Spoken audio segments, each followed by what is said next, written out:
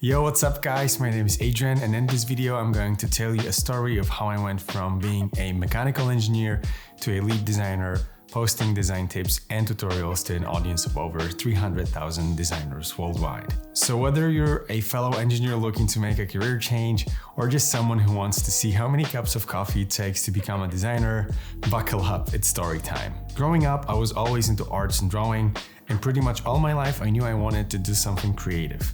But when I had to decide on a career path, I just couldn't find many career options related to arts, or at least that's what I thought back then. And I didn't want to go to a different university all by myself, so like all my close friends, I ended up becoming a mechanical engineer instead. It seemed like a really reasonable choice anyway. And a few years into my engineering studies, I realized that I miss having the creative freedom, and everything about engineering was very analytical and technical to a point where it just felt boring and unfulfilling. And eventually I decided to switch gears and try my luck at becoming a front-end developer, which sounded like a perfect mix between the arts and logic. After completing a few Udemy courses and almost starting a JavaScript bootcamp, I finally discovered a whole world of UX and UI, and I pretty much fell in love with it at first sight. Now, this is something I haven't shared anywhere, but before I became a UI UX designer, I was actually co-running a YouTube fitness channel here in Poland, and we kept posting videos for almost 2 years, and I was behind all the visual and creative stuff, designing thumbnails, fitness clothes,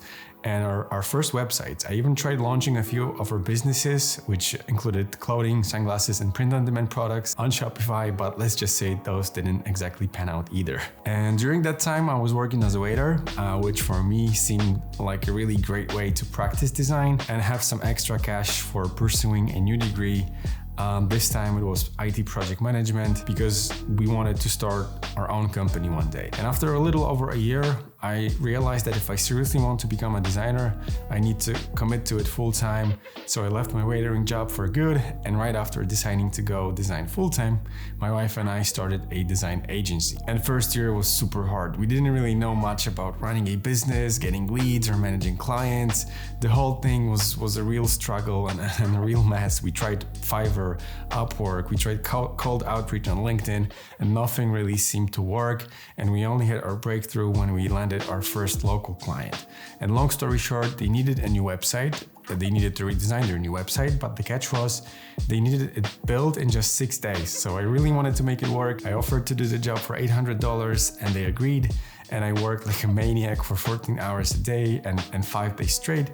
But the site was a success. And in fact, it was so successful that the same client recommended us to their business friends, and our local agency finally took off. And the first few years we worked with local clients only, but we wanted to build something more than websites for service-based businesses. So we started sharing our work on Elementor Facebook group, and that's when we started getting our first international leads and our first international clients. And before our first client call, we made a script that we followed one-to-one. The call was just going really well, and when we asked about the price, we almost lost it when our client said $5,000 was the price she was hoping for. And just like that, we broke the chain of $1,000 websites and set a new benchmark for ourselves. And the next year, we continued to share our work on the Facebook group, generating new leads and growing our agency until we landed our biggest client with nearly 50 websites in their portfolio, and 90% of them needed a refresh. And let me tell you, 2020 was a wild ride. We secured a couple more deals with design agencies all over the world. And in 2020, 2021, we worked on over 80 projects from websites to mobile apps, and we were learning new things like crazy.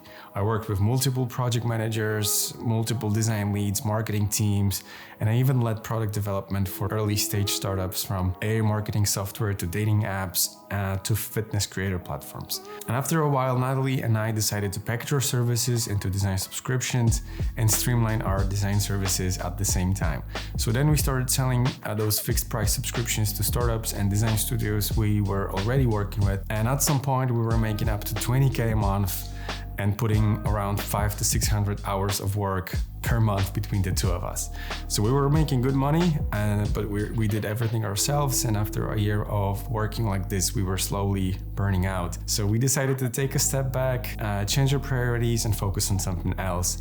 And instead of continuing with the subscription services, we shifted our focus to growing our social media and sharing our experiences with others, planning to build a design community. And funny thing is, we had our Instagram content planned exactly 1 year before we actually started posting to Instagram. And during this time, I received an offer to become a design lead at a London-based design studio, which I obviously accepted. I spent there almost a year improving my leadership skills and gaining valuable experience working with some really high-profile clients. But the design studio and I had our differences, and after parting ways with them, I committed to building my Instagram and my Twitter full-time, educating designers like you and I through the content we share and products we create. Now, I'm super excited to start creating content on YouTube, and I hope to continue bringing you guys value and connecting with you on a much deeper level, this time with long-form video content, which was missing on our social media. So we've got really exciting plans in the works and can't wait to share them all with you. We know that YouTube is a whole other thing, and we hope for it to be a step up from what we share on Instagram and Twitter. We really want to build a fun, helpful, and motivating community here, just like we did on those platforms. So if you'd like to join us on this new YouTube adventure, make sure to hit that like button, subscribe to our channel, and hit the notification bell. And I always wanted to say this because our first Figma tutorial is coming really soon. We can't wait to see you in the comments and build something awesome together. Thanks for tuning in, guys. Stay creative, stay curious. This was your Adrian, and I'll see you very, very soon.